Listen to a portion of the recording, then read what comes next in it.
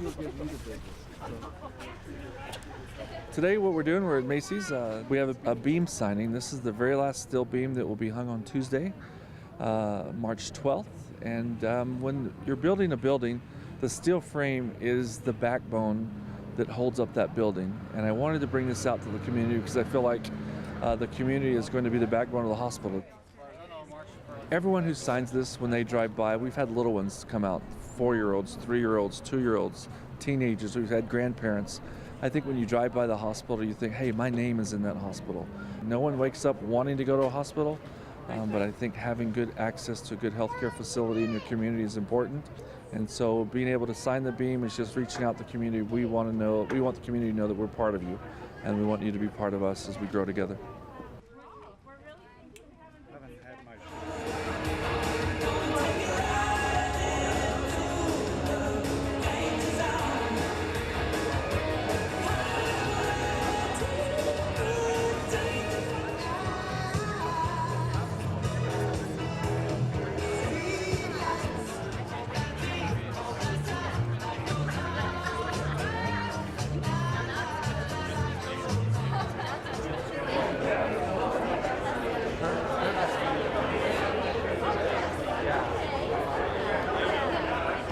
Good morning.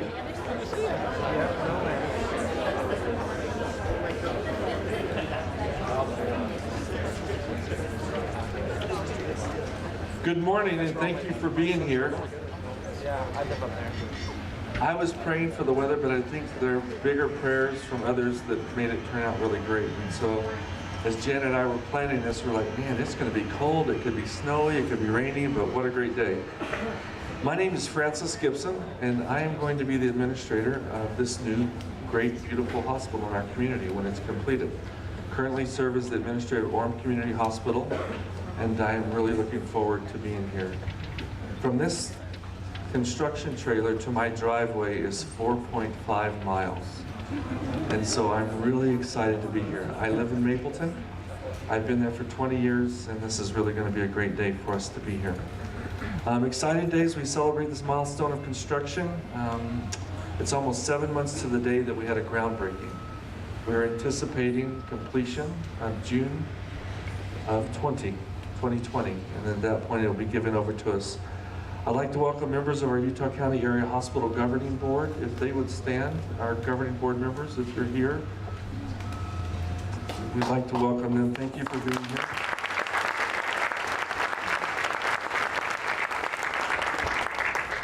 I see Mayor Leifson. Are any of the city council members, mayor and city council from Spanish Fork? Anyone from Springville, Mapleton? We have several. We've invited all of our local elected officials to be here. I'd like to thank the many physicians that are here as well. Intermountain directors and managers from our sister hospitals. It has really been good to work with our other hospitals, American Fork, Utah Valley, Orem community leaders there, as we've planned to be able to put equipment lists. There's so many things that are going on right now to build this hospital that you don't really see other than just steel. Lots of things going on, so I really appreciate all of my colleagues being here from the various different departments. I'd also like to thank Oakland Construction, Jared Frankham, Zach Lewis, Riley Lewis, Hal Ship, Jim Thomas, the Oakland clan. If you'll just kind of raise your hands, thank you for all that you do.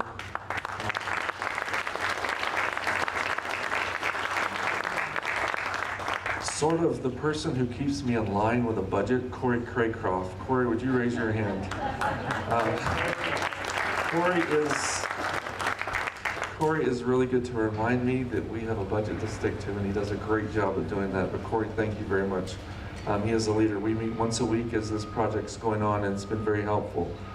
Our architectural team, Todd, Eric, Daniel Kuzman, Annette and Gary, the people who really designed the guts of this building and what it looks like. Thank you for being here. SME Steel, they're the ones that have been really quick on you see the steel being erected, and they'll hang our last one. And Terry Ellison is the team lead for that. We're grateful for him to be here. Just a little bit of a reminder about what the hospital is. It's a 30-bed facility. We're sitting on about 45 acres. Estimated cost is $170 million. We'll have 5 labor rooms, 2 C-section rooms, and 2 antepartum rooms.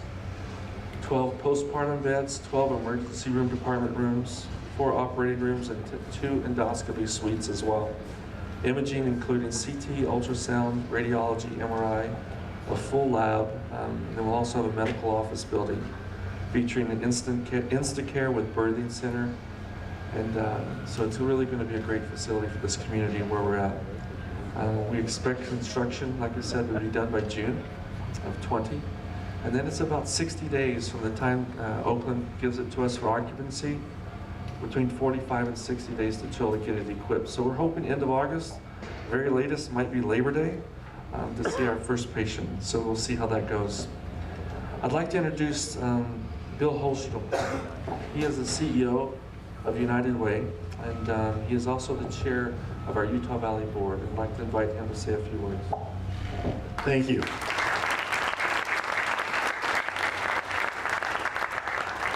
What a thrill to be here to represent the great volunteers of the governing board of Utah Valley Hospitals of Intermountain. In talking to your mayor here moments ago, I have to reflect on your logo of pride and progress. What pride we all feel in this community of having this great new hospital in here, and talk about progress for our community to have such an outstanding facility. Just on behalf of all of us, just thrilled that this is coming to the Spanish Fork. The difference it will make in the quality of healthcare and access and in civic pride, we're just thrilled to be a part of it. Thank you.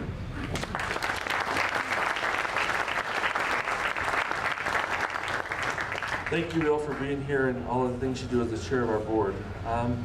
This project has lots of things that are going on from a philanthropic perspective. We've currently raised over $500,000 for this hospital. We still have more to raise as well, but I'd like to introduce Merrill Gatmeyer. Merrill has volunteered as a trustee for Intermountain Healthcare for more than 40 years. He's nationally recognized as a healthcare advocate throughout the country. He's spent many years defining and promoting best practices in healthcare. He served on the governing boards of Orem Community Hospital, which I currently serve. He was one of the promoting and driving forces that hospital came to be. He's also served Utah Valley Hospital Board, chair of the Intermountain Board of Trustees. He's currently a member of the Spanish Fork Campaign fundraising cabinet for this hospital. And by his side every step of the way has been his amazing wife, Marie. Loving mother of 9 children. You already have a place in heaven right there. She has spent many, many years taking care of others, including her husband, Merrill. Merrill and Marie work together as a team to make healthcare in our community better for everyone. They're gracious and kind enough, and they truly care about everyone that they come in contact with. They've generously given their first gift for the Spanish Fork campaign here, and because of this, they're leading by their actions and leading others. We're pleased to have Merrill and Marie Gatmeyer with us, and we're pleased the two of you would come up, and Merrill would like to say a few words as well.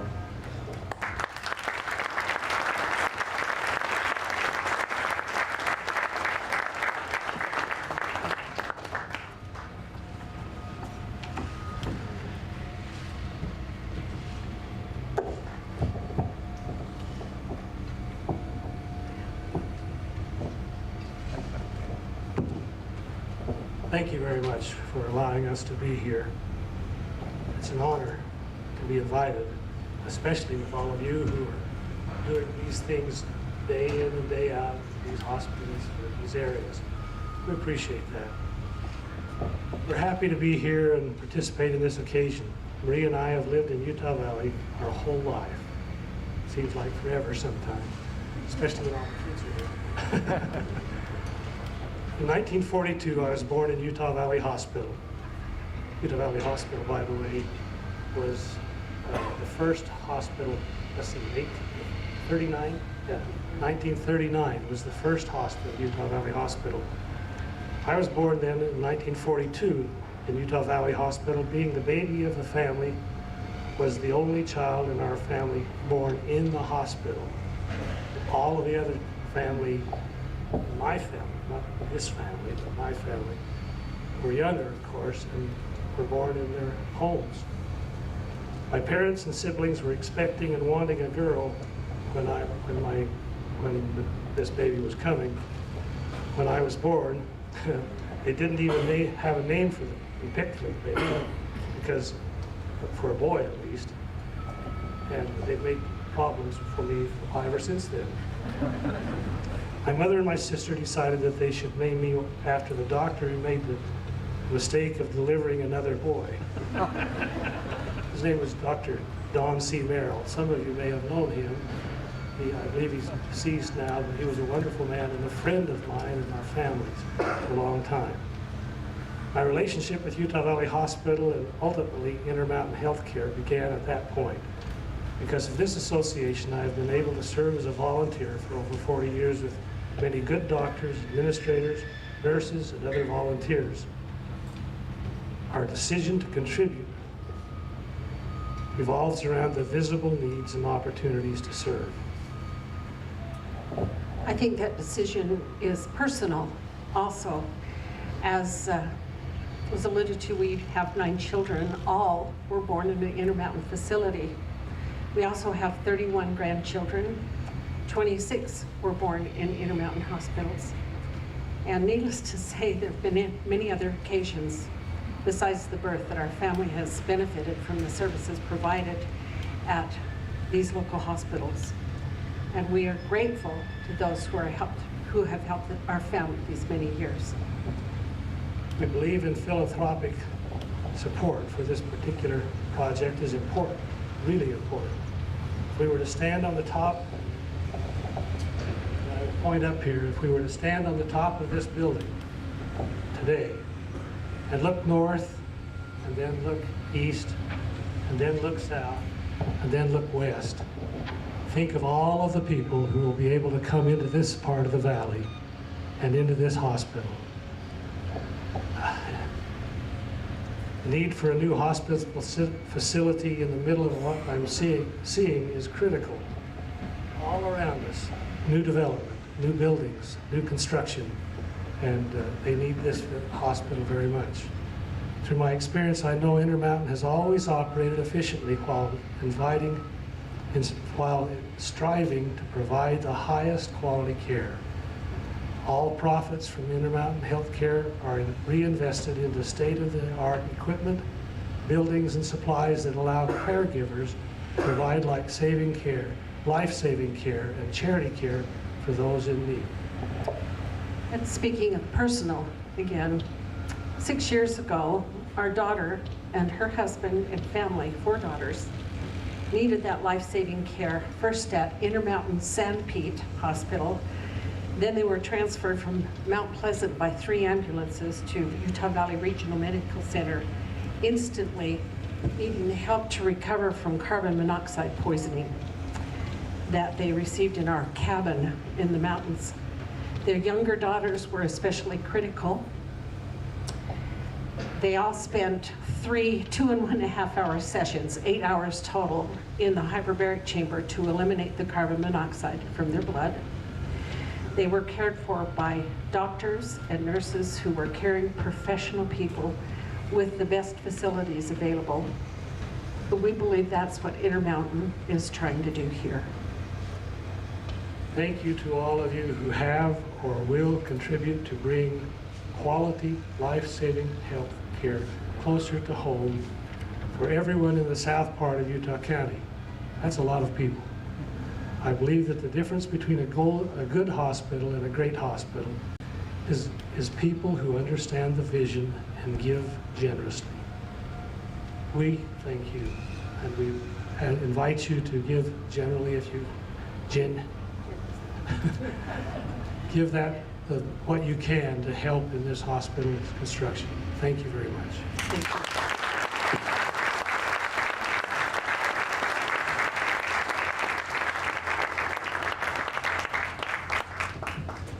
Thank you, Mr. and Mrs. Geltmeyer, for being here and doing this. And so now we are going to get the beam in place, and we're going to be able to invite everyone to come up a little bit closer. But before we do that, there's someone I'd also like to thank, and it's Jason Wilson. Jason, you stand up for me, please. Jason, his family.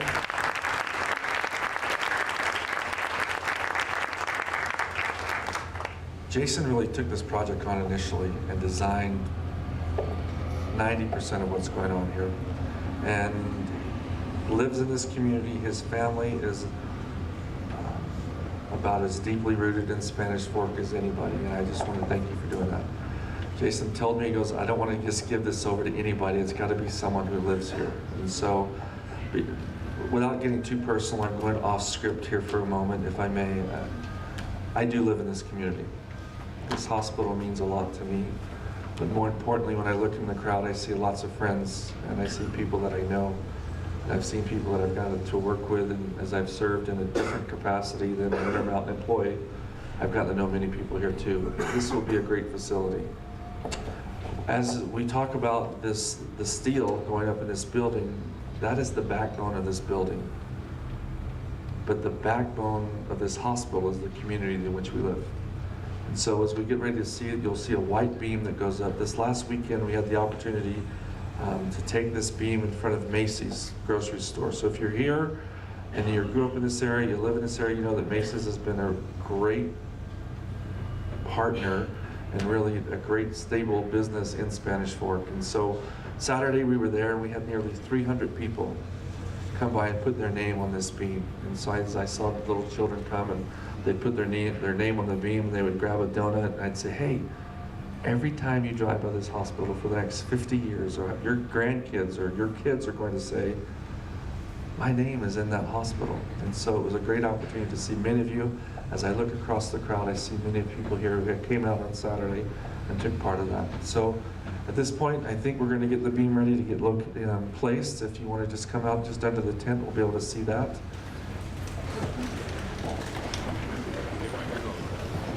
So this will be the only white beam in the whole building, and as I told people who sign it, and when they drive by, you'll be able to see it, at least until we get everything covered with the walls.